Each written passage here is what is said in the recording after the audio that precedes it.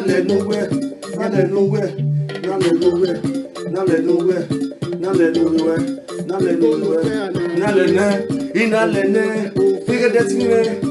Nuge ya baby, oya bele, ena le nuwe we down, we no go we a destiny o. If you want me kono me kono pink, me kono pink o. Hey if you munya, me kono go we a destiny. Your life will not remain the same. Well, they were don't wait with you. Then not one man well. I think it oh, what green, talk green.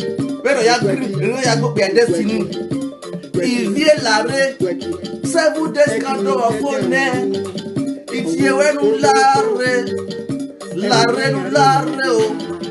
We have a dapola pop in me. Apola top ivie deme o. Ivie dapola top ire. Wa le ka dapola top. Apola top ivie deme o ni do salawe. Dapola top ire. Apola top ya salawe we ostra o. Apola top ino. Ya salawe we ostra. Apola top ino. Ya salawe o. Many apola top. Macro Emehiano, MacBook Pro Hiano, Wonderful laptop in those salaway, yes,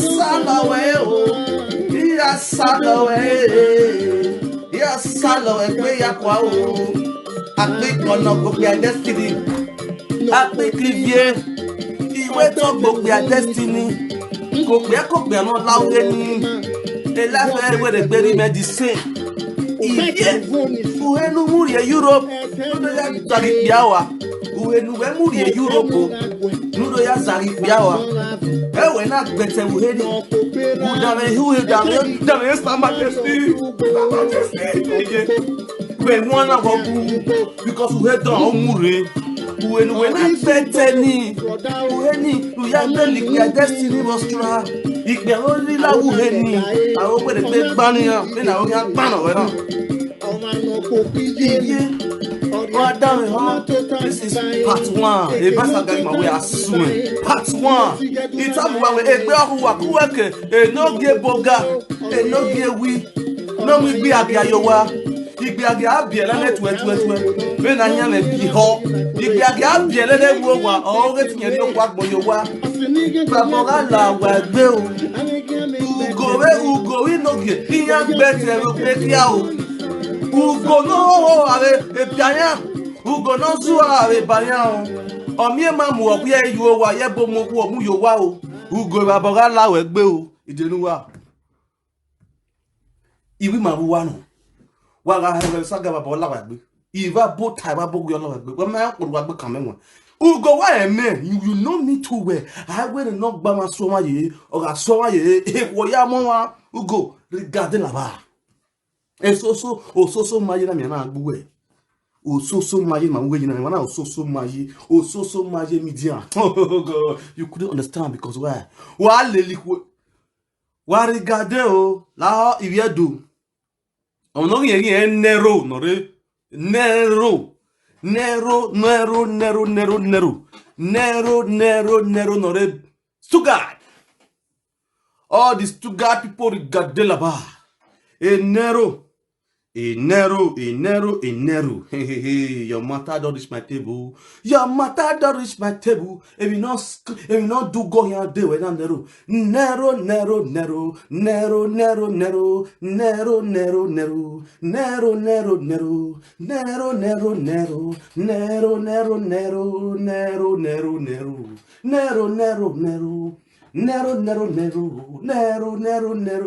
I look upon it first. Nero who? Because when I mention the Nero, me not they get on clear. Me all the better Nero. Not correct this and then. Saga continue. Avec the animal you wear. Avec the animal wear. If a bogala like Belaska Bolu was skill, check up. This is the time for you people. Operation Fire. If the animal you wear. Nero regardez là-bas. Nero Riga. Tomorrow is your topic. Before tomorrow, I say call me immediate alacrity. Go back if you join Nero. I've been Nick Bock. Okay, Sylvester, man. Sylvester. Nero. No, because Sylvester, my uncle, Carina. Sylvester. Imade. My uncle, Carina. If you agree, made, ni mose, kenu wa do me wa talk show, we me wa TV, wa get ben buwasi gbon Now, let me shock you people with a Nero, Jesus, Nero, Jesus, Nero. My name is Augustine. I'm from Nigeria. I'm from Delta State, Abo. Why my wife when me they marry now from Delta State from Irubu? He name na Favor David. You understand? So this my wife now. He don't born 2 children. Nero. So me that don't stay all the way. I know from the video. A video. Go reach Germany here. Now Germany, I meet the base. Me and my wife. Me and my wife we don't stay for 8 years now. Me and my wife don't stay for 8 years. So my wife got Nero. For me. That one no other way. Friend now when I call my friend we meet at the job for the same plate. Nero or Movia na Iromi person for Iromi for Ishan I did work for Nero or Movia you should regard Laba and call Baba with a smile. She say I pause that video and then want to play and finish. Nero or Movia we there for don't forget the city where you did under Stuttgart. Now Stuttgart they control na city. Nero or Mowia from Uromi. Oh yes, oh yeah, but Ucho Menwa. Oh yeah, but you Menwa, Matu where they were or the table Menwa. Oh yeah, but Nero.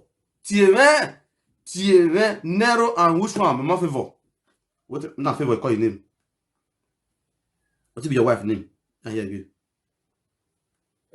Germany here. Now Germany I meet the base, me and my wife. Me and my wife we don't stay for 8 years now. What be your wife's name? Tell me your wife's name. Me the base. Delta State, Abo. Why my wife when me they marry now from Delta State from Irubu? He name na Favor David. Favor David and Nero. Favor David from Urobo. Hey, if you both now, Urobo not misbehave like this.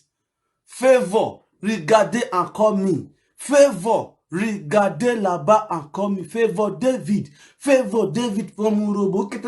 Oban, otameta na one otameta na. We take for when call me phone now. Obi otameta na. Favor, gie na. We call me phone me na. Obi understand me na. Otameta na one yo. Obi yo. Ishegwari yo. Hiyo. Favor we see me na. Because I don't know how now.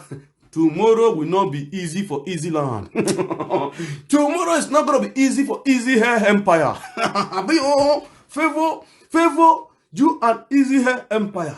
Favor, tomorrow is not going to be easy for easy hair empire. What the for the one teacher? Who vieni? Do you understand me now?